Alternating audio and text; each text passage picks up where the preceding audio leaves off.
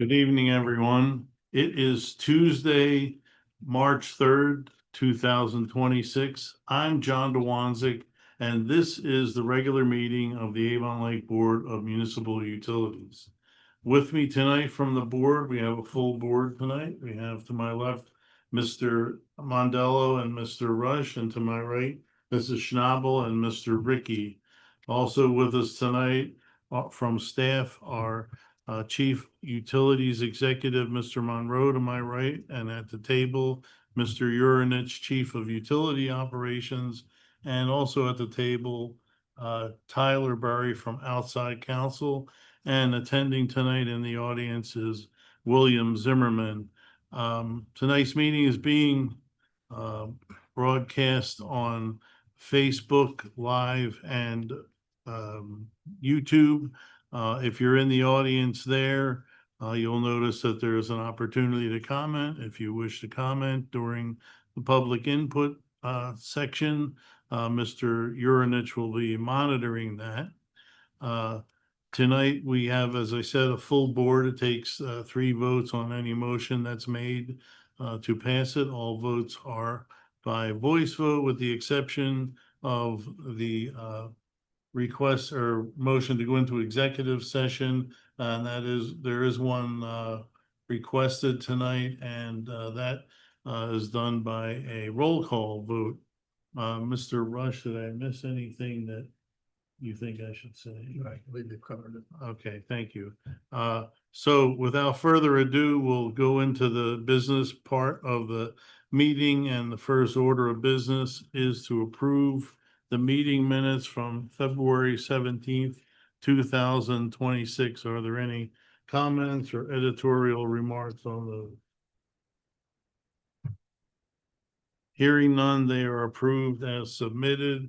The next item is public input. Mr. Zimmerman, if you'd like to give public input, now's the time. Mr. Urinich, you'll let me know if anything turns up there. Good evening, William Zimmerman. I attended a meeting last night that Mr. Monroe did in regards to property that you all want to purchase. And told me it was like 75 acres. So you could expand lines to go further south, which I think is a wonderful idea for a business standpoint. To be able to use the water that is generated here at our plants and push it farther south. I don't find a reason why you wouldn't want to expand to make as much additional income as you could. This is the same idea I have about the sewers, and not a 6119 and letting the county take over, which to this day, I still don't understand why any of you voted for that. I'm appalled. Regardless, I still think that City of Avon Lake has the best asset in the state here. Avon Lake Regional Water. Control a lot of things with water. Need to take advantage of that. I'm hoping someday we'll find a solution to our economic problem with the income tax that's now being placed on the ballot, to the point where the city might be able to find a way to generate other businesses that could use water. I don't want data centers or AI or anything along those lines. My whole concern is that we have a valuable asset and we should use it to the best of our ability. Thank you. Thank you, Mr. Zimmerman. Anything, Mr. Urinich? There's not, Mr. Thank you. Let's move on then to correspondence. Mr. What's your name? Monroe. Who is this? Call me anything. It's not late for dinner. I do not have any correspondence passed along this evening. Thank you. Okay, thank you. Any members with correspondence this time? Okay.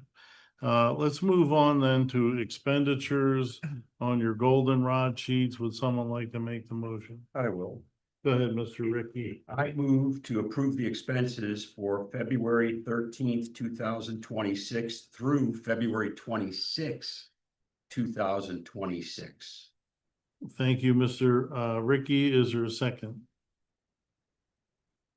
So second. I'll Mrs. second. Thank you, Mrs. Schnabel. Sorry.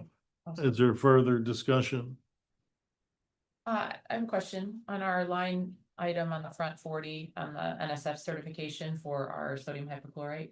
Is that like a one-time thing that we have to do and now we're just certified? Or when we, like, for example, switch to the new facility and we start, like, I guess this is a question I haven't asked before, like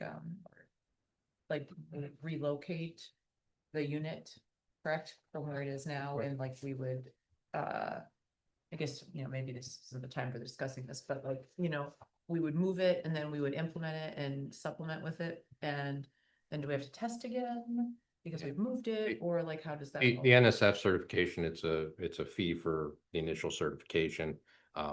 I know that Mr. Yurnich is going to report on it in project updates, so we can get into Yeah. Okay. details Yeah, of the system. Are there renewal fees for renewing the certification? Our renewal fees, they will not be as much as the initial certification. I don't remember exactly what the yearly fee will be. It's yearly. Yeah. Yes. And then is that just a one-time, like, I didn't see it elsewhere here, am I right that it's just one Fund. one appearance on here? That is correct. Okay. That's the water fund. It's, so when you do your renewals, there will be basically they're auditing and testing the product again to Yeah. ensure that it meets standards. Yeah. So. Okay, perfect, yeah, we can talk about it again. I interpreted your write-up for the meeting to say that in effect, we're there with the sodium hypochlorite. So kudos seeing that through, and it's ready to use when the water plant is ready to take the product. So good work. Anyone else with comments? Quick Mr. Mondale. question on 749, line 1. I'm assuming it's a grinder pump. Is that a new one or a replacement? Yes, that is one complete grinder pump assembly. Okay. New, like, Yes. so we got tap fees for that then? Or we will Uh, collect? Yes, theoretically, because we do not stock them, so they come in, pay the tap fee, and or send their payment in, and then we place the order. So we're partially offset with the tap fee, Yes, or wholly, or, we are. Whatever comes the out. tap fee is $8,000. okay. So that's- Barely. It barely, that is one of the costs that of Workos that has gone up significantly since the pandemic. That a full assembly used to cost about $4,000. But that's booked to Lorco, correct? Yeah, it's paid out of the 749 fund. Right, okay. Mhm. Yeah, I'm not questioning Yeah, the yeah. expense, just that, But if we- it was new, we got a tap fee for it, and Correct. it's Yeah. Yes, offset by that. it is. Okay, anyone else? I have a question. I noticed that equipment repair starting on page 1, Fund 701, number 22, and then continuing elsewhere is the repair to generator. And I have some questions about that. Is that which generator, first of all, is it? And then So that will actually be moved to that's the generator at the West Ridge Emergency Interconnect. For some reason, W.W. Williams lists everything as either 201 Miller or something we want to address with them. Bill Logan will be reappropriating that to the correct fund. And it just come in marked as 33770 Lake Road, which is the water plant. So Becca really had no way of knowing, but I talked to Bobby about that, and that will be taken out of the correct fund. okay, but it prompted in me the thought of generators are emergency use type of machinery. Generators are like any machinery, they can fail. Would the board be interested, or would staff, support the idea of a board interest in a mobile generator, one that can be towed wherever it needs? Because as I see it, if there was a general power outage like there was in, what was it, 1990, 2000. 2000. 2003, something like that. I happened to be out of town, as fortune would have it at that time, but, you have a, I don't know, 20 generators, something like that in the system? All in all. Probably. There's a chance, that 5% chance, right, that one of those 20 generators would be out. And then you're like, you and everybody else is trying to get the rental generators that are there. And I wonder whether it will be worthwhile for the board to invest in something that would be a pretty substantial tractor mounted, I mean, a trailer mounted generator that could be towed to the emergency place, whether for our direct use or for our customers such as rural Lorraine, or whether the consortium would like to invest in such a thing, and then it could be moved around within that. My guess would be we'd be better off having our own, because then you have to like decide who in the consortium gets it. But if we have it and we could supply somebody in a consortium, we keep pumping water, and hopefully good things ensue from that. So thoughts on that from management, and then any thoughts from the board? So a couple items. First, we do already own a trailer mounted generator. It is rather old. And if you recall, maybe Is that the one where Greg has the pedal? it's a hand crank. And he does a shoulder workout, but It's a trial mount. Hamster wheel. a few years back, that actually took a hit during a storm. And it was we had an insurance claim on that. If you recall, because we had some costs associated on our expense sheet that we had to foot the bill and then get reimbursement from insurance. That one escapes me. Typically, how they operated. So, but that, to that point is, again, it's you can say it's a freak accident, but nonetheless, it took it out of commission. So it's the redundancy aspect of it. And from our asset management standpoint, we have already had the discussions of procuring another. The one was repaired. Again, it is older, much older unit. I would say 18 years old, I believe, 18, 20 years old. But again, it's been maintained Right. and Doesn't get let out. utilized. Hmm. But yes, to your point, we would be of the opinion that we would procure it, because for instance, if we had to use it at the consortium, we would attribute the costs of that on our operator charges for operating for the consortium. So just like we do with equipment when there's an ETL break. So it's much cleaner, like you said, if it's split between, then who gets it in a case of an emergency. Whereas with us owning it, it's a much cleaner process. And forgive me, I didn't mention this to you before, but I had read this a couple days ago. By the time we talked today, I forgot about it, but what do you think about the idea of soliciting some proposals? First of all, somebody here has to put their heads together and decide what size it should be, and then solicit proposals and, bring it to the board, and, with ideas of how it would be paid for and things of that sort. But it seems to me like one of these days, there's gonna be another power outage, and when you really need it the most, you won't have it. And that's to me, the worst case scenario with emergency equipment, and it happens all the time. It does. So, We will continue to discuss that in part of emergency planning scenarios that Mr. Urinich and Mr. Gibney were just recently involved with county officials. That's certainly an item that's eligible for various funding sources, grant money. So right, we would try to leverage whatever we could to offset any costs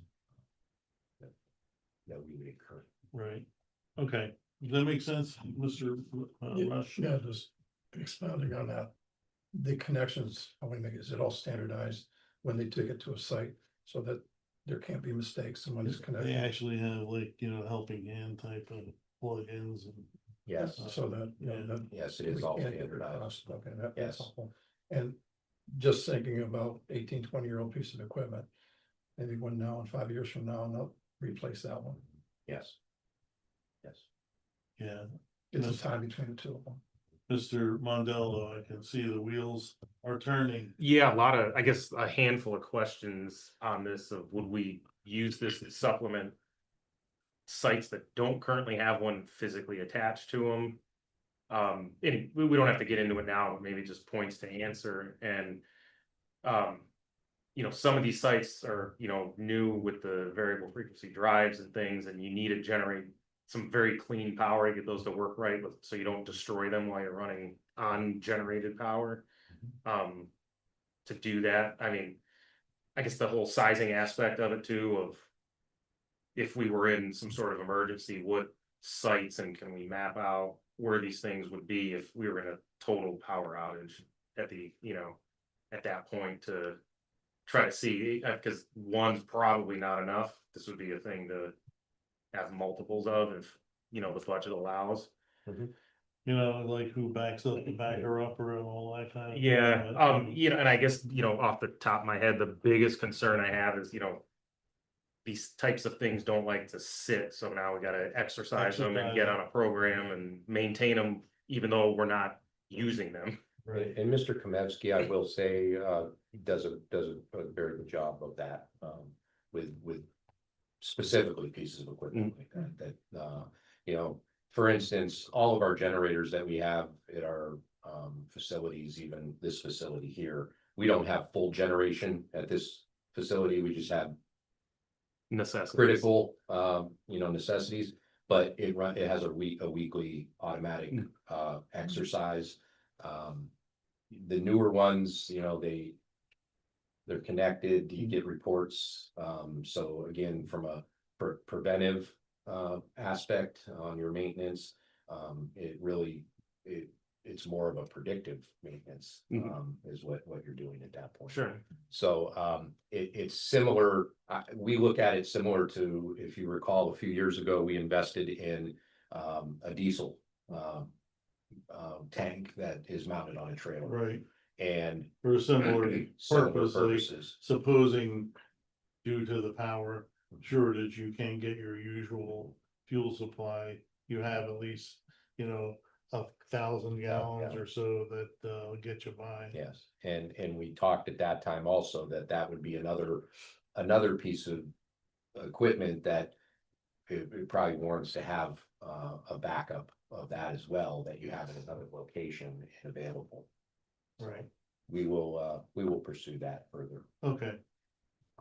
Sounds like a plan, Mr. Ricky. Yeah, quick question, and it just showed, I was just glancing through this, ETL2, we feed chlorine to ETL2 at Island Road. Is it gaseous or liquid? Yeah.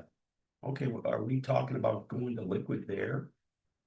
Probably eventually, once we have our sodium hypochlorite on, Okay. system on here, and, I don't know how much we feed there. It's not much, it's just touching it up. Touch up, it's just post, and that's like, and then Because of I'm, the length of how far down the system it is. and this delivery from Jones Chemical, is that a 1-ton cylinder? Is that what they're going for now? No, those are 150-pound. Oh, they're the little ones. Cylinders. Yeah. Oh, so you really are just buffering or just, Yeah. I got you. Okay, I've been there once, but I couldn't remember exactly how we fed it there. Okay. And we maintain that equipment, As part of our duties as the operator of Yes. ETL2. All right, thank you. That's all, sir. Okay, anyone else? I'm glad I stimulated all that discussion, but I do think that's when we talk about this ISO 9000 type of business. The redundancy is the thing that makes you a better utility, because simple things can't trip you out too much, Well, ideally. everything else that's going on around the globe too, disaster recovery, all needs to be part of the plan. Right. Okay, so we had moved and seconded, all in favor of the motion to approve the expenses, say aye. Aye, the motion passes. Next item is, property, a memo of understanding, Yes. Mr. Monroe. Thank you, Mr. Chairman. This is an information item for the board, just to really talk about this. In December of 2018, the city of Avon Lake purchased, it was a total of 4 parcels. There was a house located on one of the parcels. The address was 58 West Shore Road.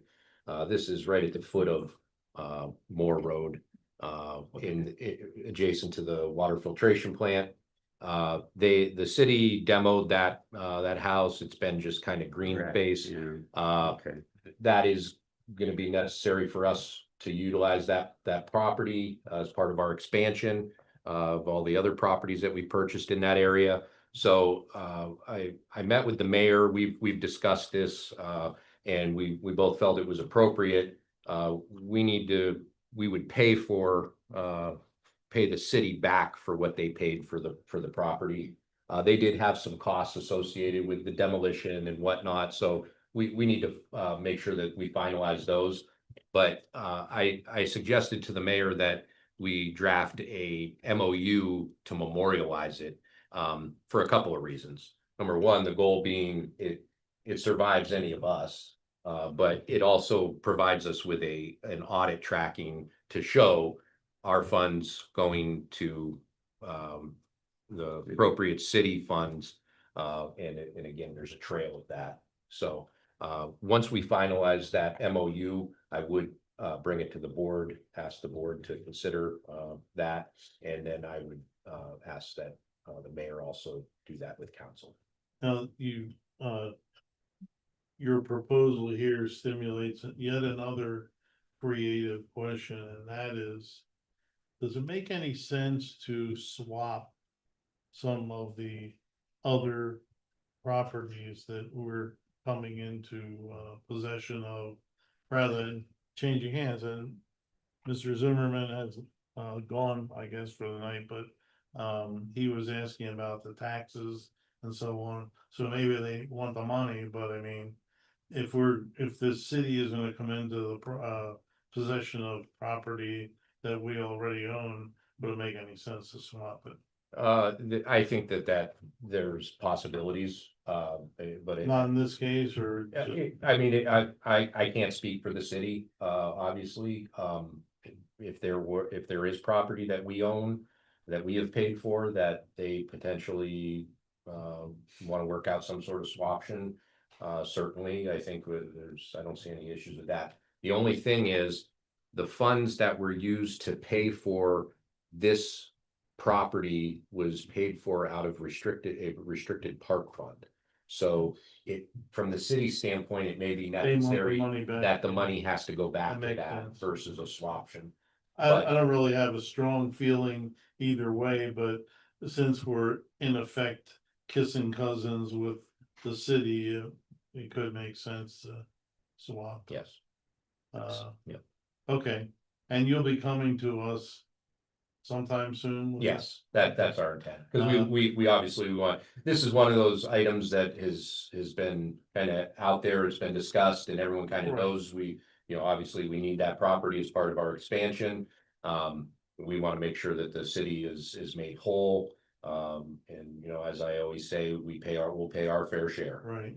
I've noticed that it's a popular, drive-in movie site for, Northern Lights, It is. in It is. Cleveland. Well, they're great, like, it's always great. But anyway, those sites, for the benefit of the audience, such as it is, the property is 100% surrounded by the planned footprint of the expanded water plant. So it isn't like just, hey, why don't we buy some property? It's actually very necessary to have that as part of the future water plant plan. So anyway, any other comments from anyone? on that. Okay, thank you, Mr. Monroe. Let's go on to project updates.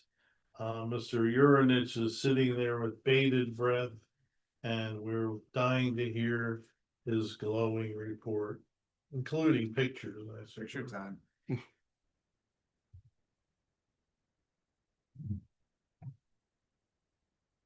So this is the east side of the new filter gallery. Great Lakes Construction has completed all of the masonry on the outside of the building. The brickwork is done. Capstones have been placed. A lot of progress on that. It's made it a lot easier for them to have a better working environment inside.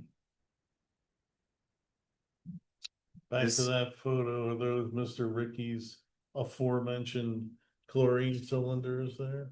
Those No. are not. But they're Uh, similar in size. Yes. And is this the new style of the boarded up look for buildings? Work in Shabby chic. progress. Some urban feel. So this is what is going to be the electrical room for the new filters. They've made some progress there, starting to get conduit and the panels placed. I know that Mr. Kamevsky is a real stickler for conduit bending, and this one on the left in the front was a little, you go back to that. I don't know if that would meet the Kamevsky standard. You know, I think that it may be an optical illusion there, because of the way the light's hitting it, but think I it's can been- guarantee that Mr. Kamevsky would not, if there is a variance there, he will not accept it. It looks like it's got a 3D bend in it. Certainly would be a punch list item. Yeah, okay. The rest of them look good. maybe. Well, you see the one I'm talking about? Yeah. Okay. This is the motor control center for the new chemical feed building. Much further along than the other electrical room, but they've made quite a bit of progress in that. That'll control the carbon, the sodium hypochlorite, and the aluminum sulfate. And what's missing there from the third bank? Or third from the left bank? Panel for sure covering, but I don't know if there's any external controls that would be placed there. Okay. This is the aluminum sulfate storage room. Aluminum sulfate is the coagulant that is used in the treatment process. There are 3 large storage tanks. I believe those are about 16,000 gallons each. And then the smaller day tank in the foreground of the picture. At the top of those larger tanks, they have the safety railings up. There will be steps that go up so that they can access and inspect inside of the tank levels, replace if there are any sensor issues. They would have access to them up there and have a safe environment with which to work from. Those are the transfer pumps that will transfer from the bulk tanks into the day tank. So they have placed those. That's also in the aluminum sulfate room. Is that fiberglass grading? Correct. Tell by the thickness of it. And then these are the actual feed pumps for the aluminum sulfate. They have gotten those mounted on the walls. So that entire building is coming along. There's a lot more visible progress recently. That's exciting to see. That's it. Okay. Any questions on the water plant improvements? When you talked about the railings, top the tanks, safety, and everything else, I didn't see toe plates, so they're required to have toe plates. Toe plates in the bottom, are they required to have toe plates? That I don't know. So you don't kick something off and hit somebody in the head. Yeah, I believe so. They'll have a kick plate. Kick plates, toe plate. They typically do aluminum Yeah. is how I would. They're not done yet, is what you're saying. Yeah. Correct. Okay, thank you. Any lead time issues on equipment coming in? No. Not at the moment. Good. They've had those tanks and a lot of the things sitting there for a little bit. They were just waiting for the internals to be coated, painted. Sure. So seems like they've been doing a pretty good job of managing any lead times with anything recently. Hope I didn't jinx it. Moving on to the TechWin project. Here we have from the National Sanitation Foundation's webpage, our product is officially listed and approved. Once the plant makes the switch from the liquid chlorine gas to the sodium hypochlorite, then we will be able to use this to supplement our supply there. As we've discussed previously, this pilot project is not going to produce enough to meet our entire supply, but we will be able to utilize it in the treatment process rather than currently just using it as a beneficial reuse at the wastewater plant. Mr. Ricky? Yeah, if the TechWin project goes full steam, where will we locate that? Preliminary, it would not be located at the water plant. Oh, it would not. It would not. So we're not holding space for it or anything Correct. right now. Okay, I just, The preliminary conceptual plan is it would be located somewhere in the vicinity of the water reclamation facility, and we would have 4 underground force mains to pump it over to the plant. okay. I just wondered, I kind of lost, I'm sure that came up somewhere along the line, but I kind of lost track of where, if we were And holding space for it at the water plant. And to address Mrs. Schnabel's questions from earlier, the pilot system will stay where it's at. Again, part of our cooperative agreement with TechWin is we own that equipment now. So if we move into a full scale design, we will be able to utilize some of this equipment, and it'll basically be taken apart out of the container that it's in, incorporated into the new system. The new system would require, the full system would require a building that's constructed, and it'd be a rather large building, but that's the plan with it. So the current system will sit where it is now. Gotcha. All right, thank you. Go ahead, Mr. Russ. I can ask Mr. Monroe, with this cooperative agreement, I believe TechWin wanted to do, with permission, obviously from Avon Lake Regional Water, do some show and tell me with potential customers. Has any of that happened to date? It has not. The system as it stands today, right now, is not operational. We had that freezing event. We have been working with TechWin on the valves. Again, we're very careful. We're not making any modifications to the system because we want it as it came from them, so that we can put it through its paces. As soon as we get these valves, the system will be back up and running. But we have a good amount of data from when we were running it, as far as tracking all of our the water usage, the electric usage, all of our materials and everything. So really give us a true cost of doing business to produce, I guess, however you want to look at it, a gallon of sodium hypochlorite. We're working with Cleveland Water Alliance to have our public, unveiling of the system. We're hoping to have that in April. It's still tentative right now. We will obviously try to wrap that up and get that firm date. Once it's up and running and we are able to use the product in our process, that's when TechWin really is going to begin to market their system.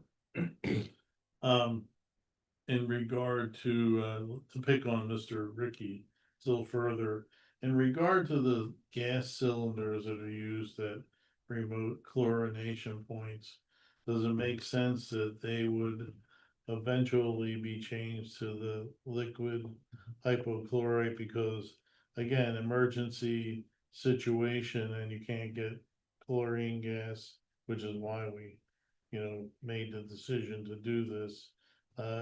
If we could produce it ourselves for everything in our system, that would probably be worthwhile. Wouldn't you say, Mr. Ricky? I'm sorry.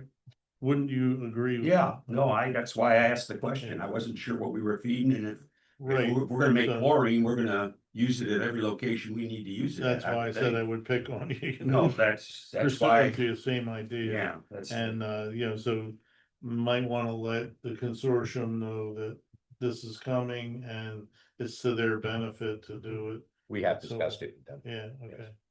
And, of course, even while the system is not at full scale, if they convert it, they could probably use the product. In fact, that might even be a good exercise. I don't know how much it takes to convert it, but I suspect not too bad. Yeah, I mean, it's a much smaller application system there. But Yeah, okay, thank you. Mr. Urinich, I believe you have one additional item. Yes, the water, Illuminate for us. water bundle. They've been making some progress there as well. They replaced another 20-inch valve, those obsolete valves that were failing on Electric Boulevard.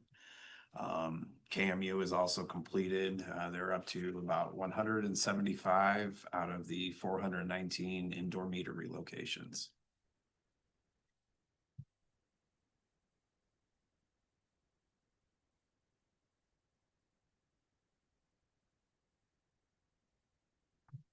Okay, so the project, where would you say percentage wise does it stand? Over halfway, I would say. Mhm. I don't have a good. I based on Mr. Larson's project update to us this morning at our staff meeting. The KMU is looking at I believe September to be complete with their sub work of all the location of meters and restoration and everything that goes along with that. UUI is moving along very quickly. So I think you're gonna see them in restoration, you know, this fall. So initially this was a 2-year schedule, and then it was quickly discovered that they were moving much quicker. So they indicated a little over a year. Well, that's good. And I was thinking on some of the other projects, at least one of which was mentioned, but we note that quite a few things have estimates have been much shorter than the actual experience has been. And I would just comment that one of those quality things that you're gonna do, besides being a good guesser like me, is you're gonna wanna have whoever's running the project to really interview the people that are giving the estimates for time. Because how often do we have an expectation that things are gonna happen, you know, this month or in 2 months or 6 months or whatever, and it's way wrong, and like, it really would have been a question of, let's go through how you got to your estimate of time and ask questions of, you know, the people that are supervising the project are knowledgeable about what has to come and should be getting somewhat shrewd about you know, supply chain lies and so forth, so that things can be called out, so that the cascade upwards to everyone getting you know, soaked for a bad estimate can be trimmed down. It's great that we got UUI is turning out a project sooner, but in the case of somebody like UUI, they have had weather that, you know, must have worked for them, and they have a demand on them that is, you know, such that they can apply more materials and equipment to it, et cetera, et cetera. But like a lot of these things that end up coming late, for example, the transformer for the building in the back, I was like, a year, The panel, 14 months, the something panel, like that. yes. So those kinds of things ought to be explored. I feel like that was HDR that did that design, or No, that was actually, under the source well, that was the pre-engineered, and then, I don't remember the electrical design, but it was not HDR. Okay, well, It was whoever, electrical. especially a new vendor, like that doesn't have a track record, you can give estimates encouraging, let's say, optimistic estimates when you're trying to get the job, and then like, I forgot about that, or, Mhm. you know, act of God or war, you know, that kind of thing. But we'd rather have real reliable estimates and make that like a point of emphasis in general. Okay. Sorry for the editorial. No, it's okay. Okay. Anyone else? Time for the CUE report, and who do we go to for that besides Mr. Monroe? I will take that, yes. Only item I have to report on this evening is our administration building expansion. Went live today on Bid Express. The project is out to bid. And I would like to thank our engineering staff, Mr. Klein, Mr. Larson, working to get that out, working with Sixmo and also our other vendor, American Interiors. So we have a mandatory pre-bid meeting on March 18th and a scheduled bid opening for March 31st.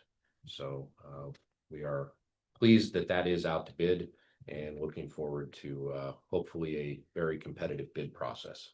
Okay, again, we can judge our quality of our consultants in many ways by how well the projects are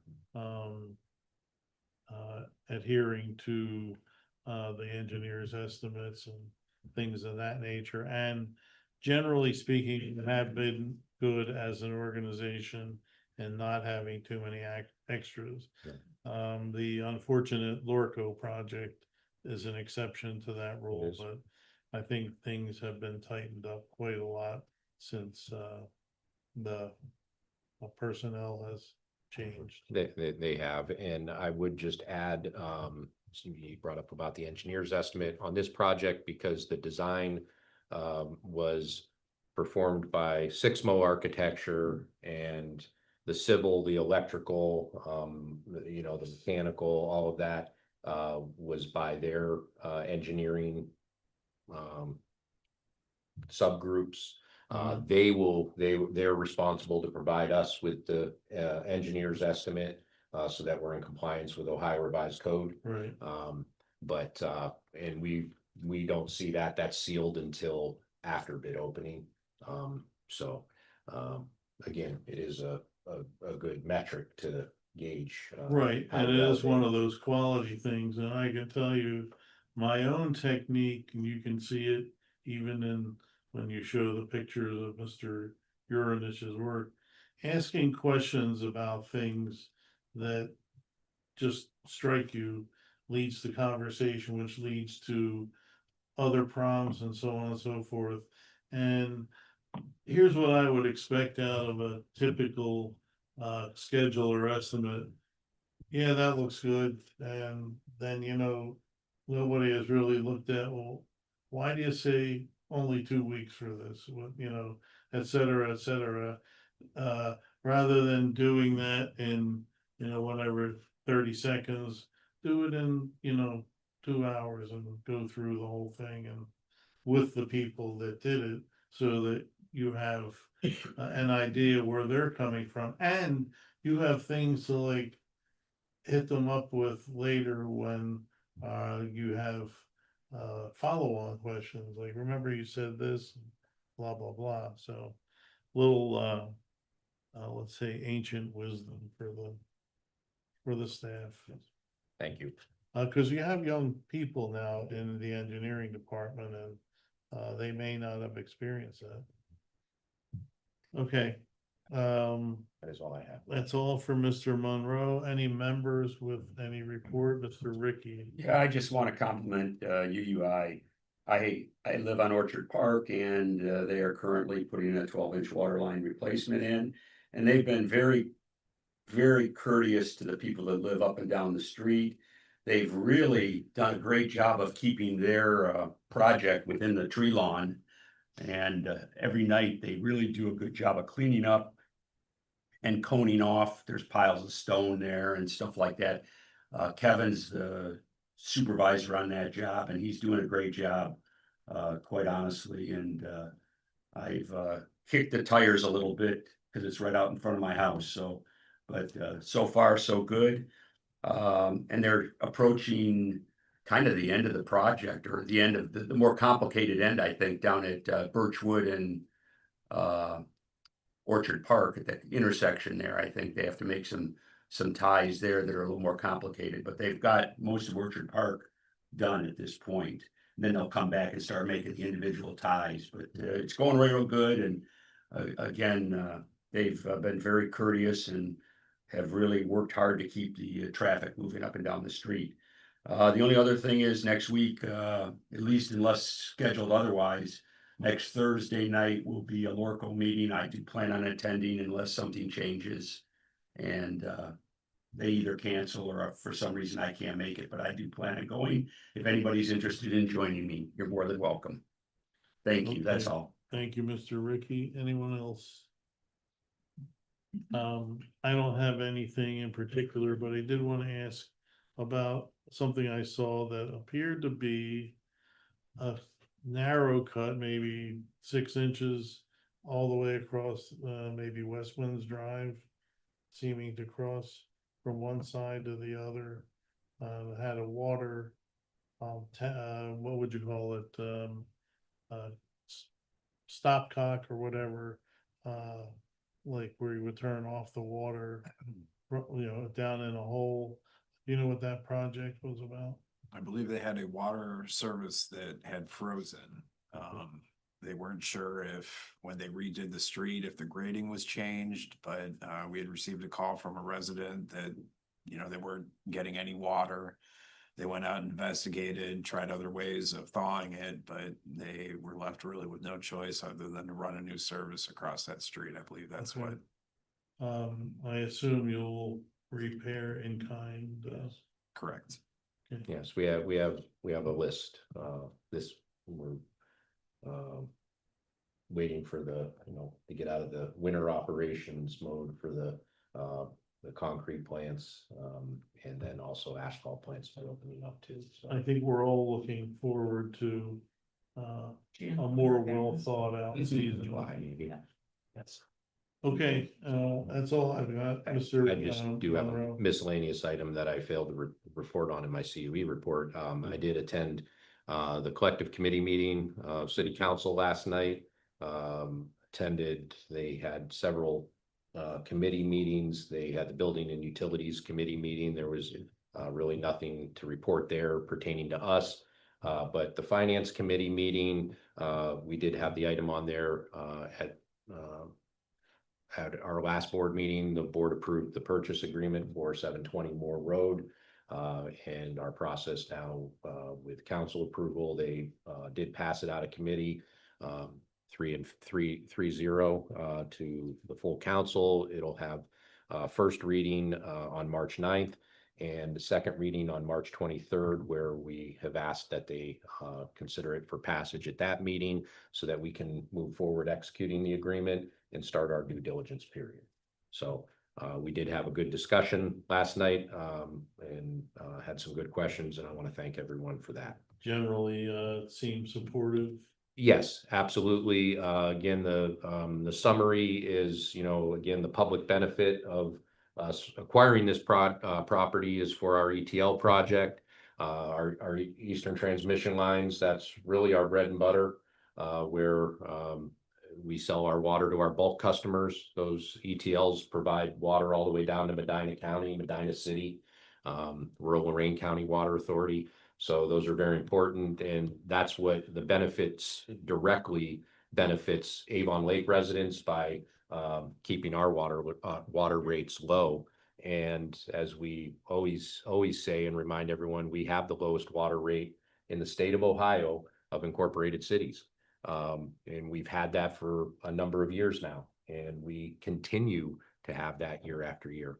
And it's because of our bulk water sales. So that's our immediate need and public benefit for that property. But we also discussed a lot of the potential of that property as well for development, because that property has sat in its current state. It's farmed, it's agricultural for as long as anyone can remember. So it is a 75-acre parcel that in an area right by Pin Oak that would provide a lot of possibilities for commercial industrial development. So council that did seem receptive of that, asked some very pointed questions. And we look forward to moving forward with that purchase for our project and what could be down the road. Mhm. Okay, thank you for that, Mr. Monroe. I will say that part of our success that grows from what you refer to bulk water customers has to do with, I think, a general approach that this organization, including the board, takes with our bulk customers, is that we do not consider them to be surplus business. We consider them to be just like our own business, and we try to consider them. And as you can see, some of the conversation earlier, we try to consider them throughout what we do. And I think that's very much reflected when one goes to something like a rural Lorraine consortium meeting, and the appreciation is there because they know we have their backs, and that's what makes you a desired provider. So good work all the way around. Okay, we have now before us, if there's no other remarks, we have before us public input. First of all, no public in the room, nothing, I'm assuming, on the line.